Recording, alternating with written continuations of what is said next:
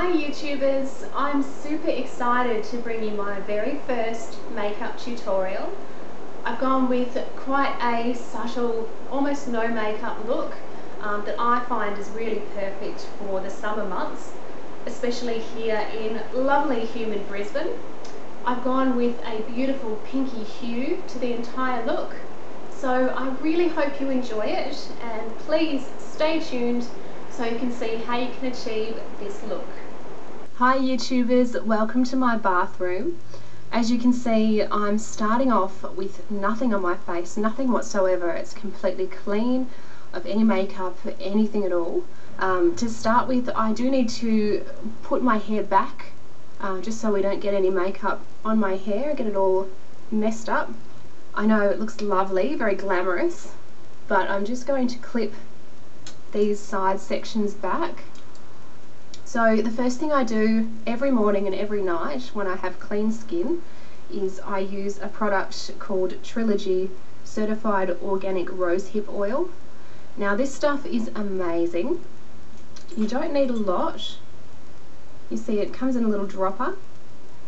I just apply that to the skin in a little bit more than 4 drops. I tend to have quite oily skin, and I know it looks nuts to be applying oil to oily skin, but believe me, it does some pretty amazing things. So I find it imperative to really rub that in. That's part of the healing process when applying this serum, is rubbing it in. It's the action of massaging it into the skin. So the second step of my skincare regime when I'm preparing my base is to use some oil-free moisturiser. I'm almost coming to the end of this particular moisturiser. It's the Neutrogena Oil-Free Fresh Moisture. Now, I don't mind this moisturiser, and it's not fabulous, but so long as I'm using a moisturiser that's oil-free, I find my skin reacts really well. Okay, so the next step in my skin regime is to apply the primer, which of course is the layer underneath the foundation. Now the brand I've been using is Revlon. The product is Beyond Natural. It is a clear gel and it applies really smoothly to the skin. The reason I use primer is if I don't use it, my makeup is almost eaten away by my oily spots. So I try and apply it quite sparsely. I don't use a lot to my oily T-zone mainly. So obviously it's a colourless primer. It's very clear in colour. You can't see it on the skin, but you can definitely feel it. It leaves it with a really smooth and soft, luxurious base. So that is the base all done, all the skincare components. I will then go in with my foundation. Now I've been using Revlon Photo Ready for quite a while now. Unlike powders, it doesn't cake. I find it doesn't separate during the day. It's a very smooth finish, and I just really like this brand for its staying power. Obviously the shade is the right one for me, and it's quite economical as well. So when I apply foundation, I tend to use quite small strokes of the foundation brush. This brush is actually a David Jones foundation brush. I also have the foundation on the back of my hand. I find that to be quite convenient. And I just pick up the foundation when I need it.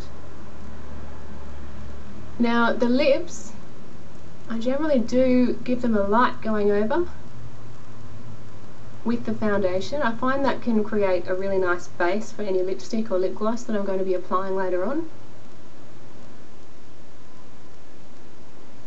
Okay, so I'm all prepped. I've got the foundation ready, so I've got a blank canvas.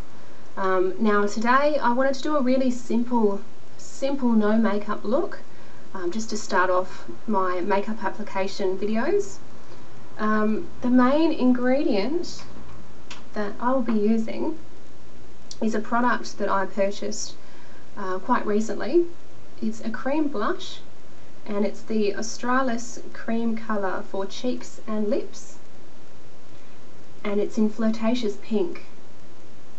So I purchased this from Priceline. I find it to be a really beautiful peachy pink, very flattering on a lot of skin tones. So I've taken a bit from the blush just onto my finger, you can see that, and I'll be applying that to the lids of my eyes.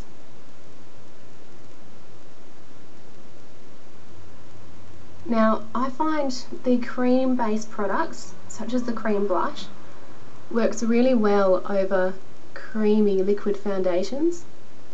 They tend to meld in really well together. So the next area I'm going to go in with the blush, again just a small amount on the finger, is the apples of the cheeks. So it's really important with a cream blush that you find the apple of your cheek. If you trace your fingers down your cheek and you come to the end, that's where the bone curves, that's the sweet spot, that is the apple, and it's the section that you really want to bring attention to. You want to give it that beautiful flushed look. So I'm taking another pat of the Australis cream blush. I'm then going to apply that to my lips. Now the fact that I'm using that same pink based blush all over my face is giving it a really nice structured look. Everything obviously matches and it just works in well together. Just to finish off this look, I wanted to add some mascara just to help to define the eyes. Also, because I have quite dark eyes, I find it important to at least highlight the outer corners. It sort of helps to make the eyes look wider and make me look a bit more wide awake, and means that my eyes don't disappear. So I am taking a small slanted brush, this one right here. I'm going to use my Coastal Scents 88 palette, and I'll be picking the dark brown colour. It's the darkest brown in this collection.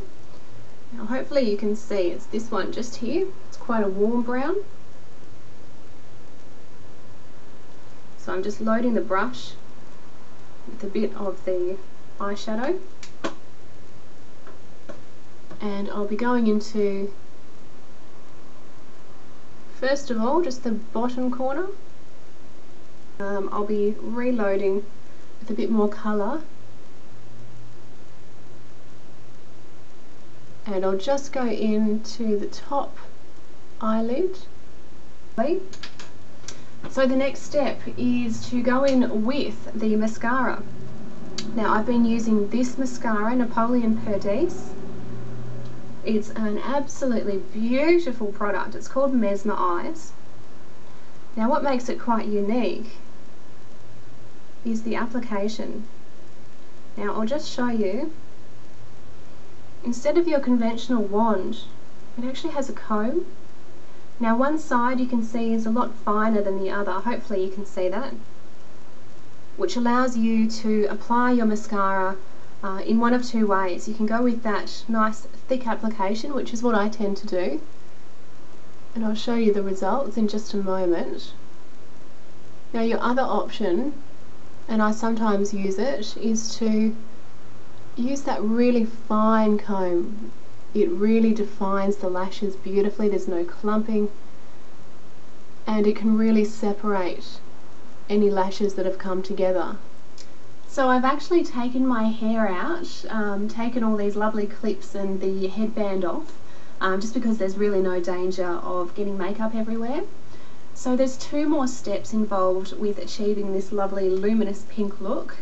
The first is just some really reflective high shine lip gloss on the lips. I'm using Smashbox Reflection High Shine Lip Gloss. You can see that right here. Now I find this is a beautiful product that really does what it says. It gives you beautifully high shine lips. So I'm just going to apply this in the center of the Cupid's bow and also the center of the lower lip, just like so. Now this is a tip that I've picked up from quite a few different makeup artists, from different makeup brand counters. It actually makes the lips look a lot fuller and a lot larger and more luscious. So the final step is applying just a little bit of powder blush to the cream blush. Now I'm going to be using a BYS palette. It's rather large, it's this one right here. I'll actually be using this colour in the centre, that nice light pink. Just blowing off the excess and just applying that to the cheeks. So because you don't have a lot of makeup going on in the eye area and the lip area, I think you can afford to really play up the cheeks a little bit and really make them pop. So that's it. The look is finished.